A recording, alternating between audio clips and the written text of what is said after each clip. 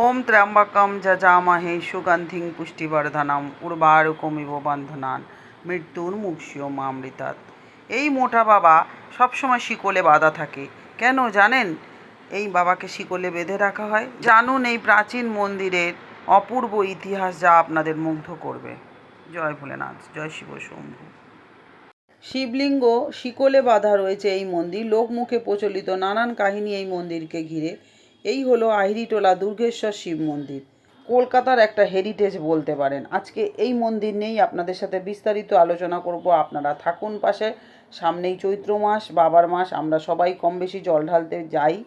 তো আমরা এই মন্দিরেও অনেকে আমরা যাব। ভীষণ বড় একটা মন্দির, অনেক পুরনো মন্দির। এর ইতিহাসটা আজকে আপনাদের সাথে আমি শেয়ার করব। আশা করি আপনাদের ভালো লাগবে। আপনারা সাথে থাকুন, সাথে থেকে একটু উৎসাহ দিন, তাহলে আমি উৎসাহিত হয়ে আরও ভালো ভালো এরকম ইনফরমেশান ভিডিও আপনাদের সামনে আনবো। অবশ্যই আর বলবো, এই চ্যানেলে আজকে যদি নতুন হয়ে থাকেন অবশ্যই চ্যানেলটা সাবস্ক্রিপশন করে পাশে থাকবেন। সকলের সাথে শেয়ার করে দেবেন। এই সুন্দর তথ্যমূলক মন্দিরের ইতিহাসটি সবাই জানতে পারবে আপনাদের শেয়ারের মাধ্যমে। অবশ্যই একটা লাইক ও কমেন্ট করে পাশে থাকবেন, আর অল বাটনে প্রেস করে রাখবেন, তাহলে এই ধরনের ভিডিও দিলেই আপনারা তৎক্ষণাৎ পেয়ে যাবেন। তো আসি আজকে দুর্গেশ্বর শিব মন্দিরের কাহিনীতে। জয় ভোলেনাথ, জয় শিব শম্ভু। আশা করি ভোলেনাথের কৃপায় আপনারা সবাই ভালো আছেন। তো সামনেই তো চৈত্র মাস, আর একদমই শেষের দিকে আমরা নীল পুজো করি। তো নীল পুজোতে তো আমাদের ভোলেনাথের মন্দিরে আমাদের কম বেশি যেতেই হয়। আপনারা যাবেন। এটা আহিরিটোলাতেই, আহিরিটোলা যে শিব মন্দির বা ভূতনাথ মন্দির যেটা আছে, একদম নিমতলা মহাশ্মশানের গায়ে যে মন্দিরটা, ওর ঠিক অপোজিটে যে রাস্তাটা চলে গেছে, ওইখান দিয়েই এটা যেতে হয়। আপনারা অনেকেই গেছেন, আবার অনেকে যাননি। এই মন্দিরটা কিন্তু সবাই চেনেন না। আমি অনেকবার ওই মন্দিরে গেছি, মানে ভূতনাথ মন্দিরে, কিন্তু এই মন্দিরটা চিনতাম না। তারপরে একবার গেছিলাম।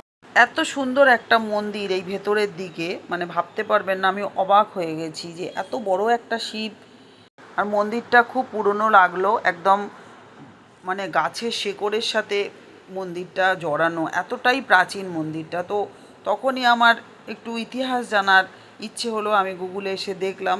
তো আজকে আমি আপনাদের সাথে সেই ইতিহাসটাই শেয়ার করব। আপনারা থাকুন, আশা করি ভালো লাগবে। মন দিয়ে ভিডিওটা দেখুন, স্কিপ করবেন না, তাহলে আপনাদের বুঝতে অসুবিধা হবে এই মন্দিরের ইতিহাসটা।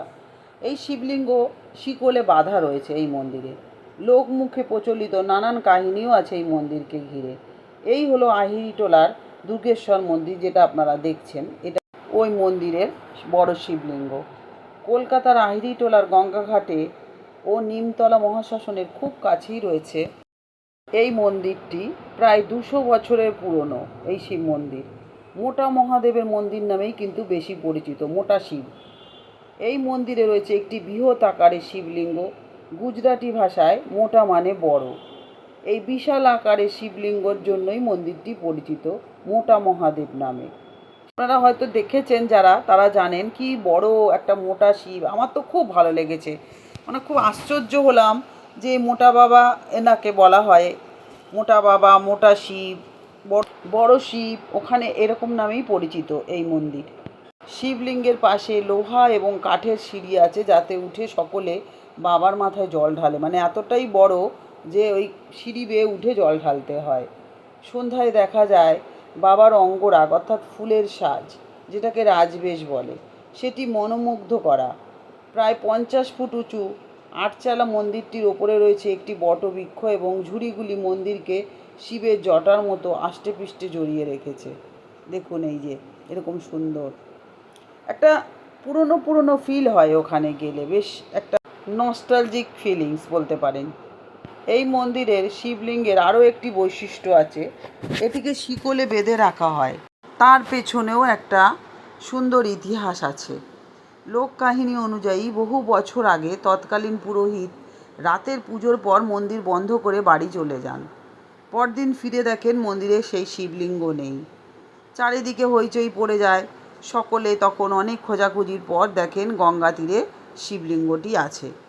অনুমান করা যায় সেই সময় গঙ্গা মন্দিরের পাশ দিয়ে বইত। তখন সেই জোয়ারের জলেই শিবলিঙ্গ ভেসে নদী তীরে পৌঁছে গেছিল।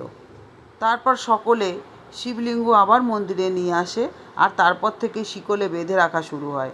যদি আবার চলে যায় এরকম। আর একটি ভিন্ন মত বলে মন্দিরের বেদি ছিল মাটির তৈরি। জোয়ারের জলে বেদির মাটি ভেঙে যাতে শিবলিঙ্গ পড়ে না যায় সেই কারণেও শিকলে বেঁধে রাখা হতো ভোলেনাথকে। তবে মন্দির যতই ভগ্ন প্রায় হোক, ভক্ত সমাগমের কিন্তু কোনো কমতি নেই। সারা বছর তো বটেই, বিশেষ তিথিগুলোতে মন্দিরে বহু মানুষ পুজো দিতে আসে সকল সময়।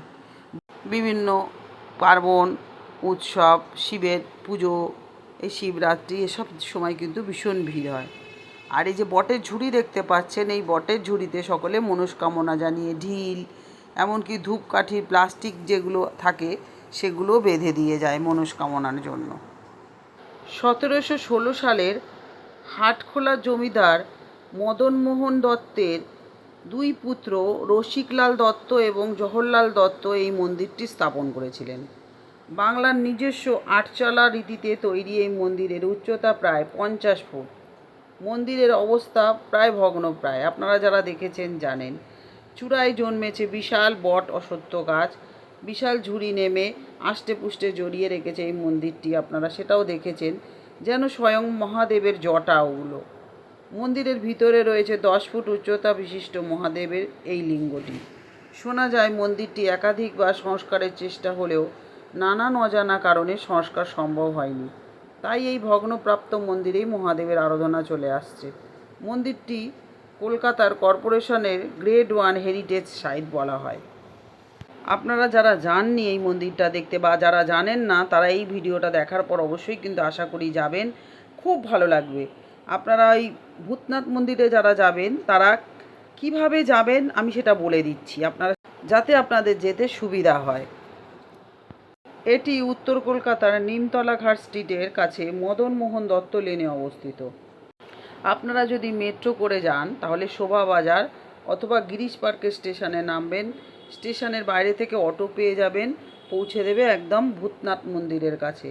দমদম থেকে চক্র রেলেও আপনারা যেতে পারেন, শোভাবাজার আইরিটোলা স্টেশনে নামবেন, স্টেশন থেকে মন্দিরে পায়ে হেঁটে মিনিট 10 মাত্র। আর প্রতিদিন এখানে মন্দির খোলে, কখন আমি টাইমটা বলে দিচ্ছি, টাইমটা জেনে গেলে আপনাদের সুবিধা হবে। মন্দিরটা খোলে ভোর 5টা থেকে দুপুর 12টা অবধি খোলা থাকে, তারপরে বিকেল 4টে থেকে রাত 9টা পর্যন্ত খোলা থাকে। তার মধ্যে আপনারা যদি যান অবশ্যই মন্দির খোলা পাবেন। এই প্রাচীন মন্দিরটি কলকাতার অন্যতম গুরুত্বপূর্ণ ধর্মীয় এবং ঐতিহাসিক স্থান হিসাবে কিন্তু পরিচিত সকলের কাছে। তবে এটাও আমি বলবো, এই মন্দিরটার কথা কিন্তু সবাই জানে না। আপনারা জেনে বুঝে ওখানে জিজ্ঞাসা করবেন যাওয়ার পর মোটা বাবা, তাহলে কিন্তু আপনাদের পথ দেখিয়ে দেবে। যারা জানবেন না তারা একটু জেনে তারপরেই কিন্তু যাবেন। আমি তাও আপনাদের ডিটেলে দিয়ে দিলাম। আপনারা যারা যাবেন বা কেউ যদি যেতে ইচ্ছুক থাকেন তাদেরকে অবশ্যই ভিডিওটা শেয়ার করে তাদের সাহায্য করবেন, তাহলে ভগবান ভোলেনাথই আপনাদের আশীর্বাদ করবে। কারণ ভগবানের সব কিছুই শেয়ার করা আপনাদের জন্য মঙ্গল। ভগবানের কথা যত প্রচার করবেন ততই কিন্তু ভগবানের আশীর্বাদ পাবেন। আর বলবো, আশা করি ভিডিওটা আপনাদের ভালো লেগেছে, অবশ্যই কমেন্টের মাধ্যমে জানাবেন কেমন লেগেছে। আর অবশ্যই ভিডিওর শেষে কমেন্টে জয় ভোলেনাথ, জয় মোটা বাবা লিখতে কিন্তু একদম ভুলবেন না। আর আজকে বলবো, এতক্ষণ আমার সাথে থাকার জন্য আপনাদেরকে অসংখ্য ধন্যবাদ। সবাই সুস্থ থাকুন, ভালো থাকুন, ভোলেনাথের কৃপা হোক সকলের ওপর, এই বলে আজকে ভিডিও শেষ করি। আবার দেখা হবে নতুন আরেকটা ভিডিও নিয়ে। জয় মোটা বাবার জয়, জয় ভোলেনাথের জয়।